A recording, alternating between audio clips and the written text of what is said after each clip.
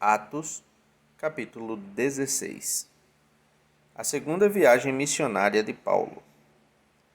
Paulo foi primeiro a Derbe e depois a Listra, onde havia um jovem discípulo chamado Timóteo. A mãe dele era judia convertida e o pai era grego. Os irmãos em Listra e em Icônio o tinham em alta consideração, de modo que Paulo pediu que ele os acompanhasse em sua viagem. Em respeito aos judeus da região, providenciou que Timóteo fosse circuncidado antes de partirem, pois todos sabiam que o pai dele era grego. Em toda a cidade por onde passavam, instruíam os irmãos a seguirem as decisões tomadas pelos apóstolos e presbíteros em Jerusalém. Assim, as igrejas eram fortalecidas na fé e cresciam em número a cada dia. Uma súplica da Macedônia. Em seguida, Paulo e Silas viajaram pela região da Frígia e da Galácia, pois o Espírito Santo os impeliu de pregar a palavra na província da Ásia. Então, chegando à fronteira da Mísia, tentaram ir para o norte, em direção à Bitínia, mas o Espírito de Jesus não permitiu.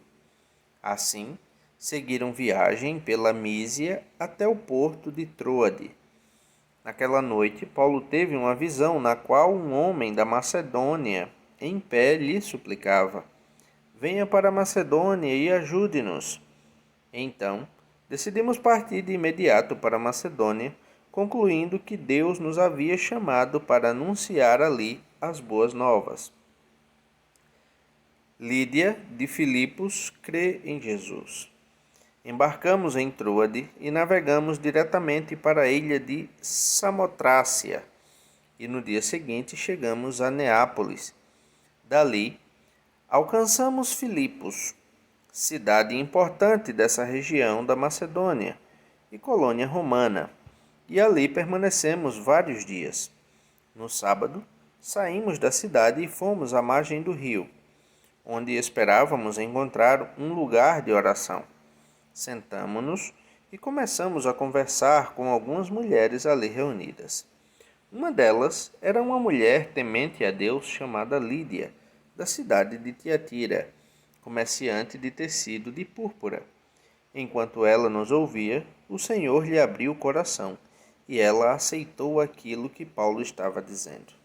Foi batizada junto com sua família e pediu que nos hospedássemos em sua casa. "Se concordam que creio de fato no Senhor, venham ficar em minha casa", disse ela, e insistiu até que aceitamos. Paulo e Silas na prisão. Certo dia, enquanto íamos ao lugar de oração, veio ao nosso encontro uma escrava possuída por um espírito pelo qual predizia o futuro. Com suas adivinhações, ganhava muito dinheiro para seus senhores. Ela seguia Paulo e a nós, gritando: "Estes homens são servos de Deus Altíssimo e vieram anunciar como vocês podem ser salvos." Isso continuou por vários dias, até que Paulo, indignado, se voltou e disse ao espírito dentro da jovem: "Eu ordeno em nome de Jesus Cristo que saia dela." E no mesmo instante o espírito a deixou.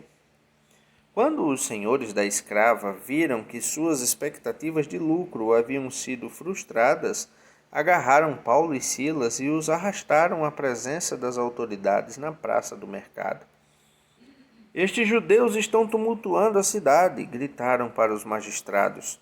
"Eles ensinam costumes que nós, romanos, não podemos seguir, pois contrariam nossas leis."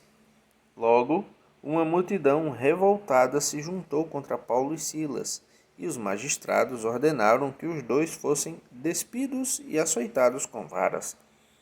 Depois de serem severamente açoitados, foram lançados na prisão. O carcereiro recebeu ordens para não os deixar escapar. Por isso, os colocou num cárcere interno, prendendo-lhes os pés no tronco. Por volta da meia-noite, Paulo e Silas oravam e cantavam hinos a Deus, e os outros presos ouviam. De repente houve um forte terremoto, e até os alicerces da prisão foram sacudidos. No mesmo instante, todas as portas se abriram e as correntes de todos os presos se soltaram. Quando o carcereiro acordou, viu as portas da prisão escancaradas. Imaginando que os prisioneiros haviam escapado, puxou a espada para se matar. Paulo, porém, gritou: "Não se mate, estamos todos aqui." O carcereiro mandou que trouxessem luz e correu até o cárcere, onde se prostrou, tremendo de medo diante de Paulo e Silas. Então ele os levou para fora e perguntou: "Senhores, que devo fazer para ser salvo?" Eles responderam: "Creia no Senhor Jesus Cristo e você e sua família serão salvos." Então, pregaram a palavra do Senhor a ele e a toda a sua família. Mesmo sendo tarde da noite, o carcereiro cuidou deles e lavou suas feridas. Em seguida, ele e todos os seus foram batizados. Depois, levou-os para sua casa e lhes serviu uma refeição. E ele e toda a sua família se alegraram porque creram em Deus. Na manhã seguinte, os magistrados mandaram os guardas ordenarem ao carcereiro: "Solte estes homens." Então o carcereiro mandou dizer a Paulo: "Os magistrados disseram que você e Silas estão livres, vão em paz." Paulo, no entanto, respondeu: "Eles nos açoitaram publicamente sem julgamento e nos colocaram na prisão. E nós somos cidadãos romanos. Agora querem que vamos embora às escondidas? De maneira nenhuma.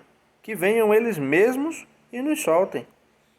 Os guardas relataram isso aos magistrados, que ficaram assustados por saber que Paulo e Silas eram cidadãos romanos.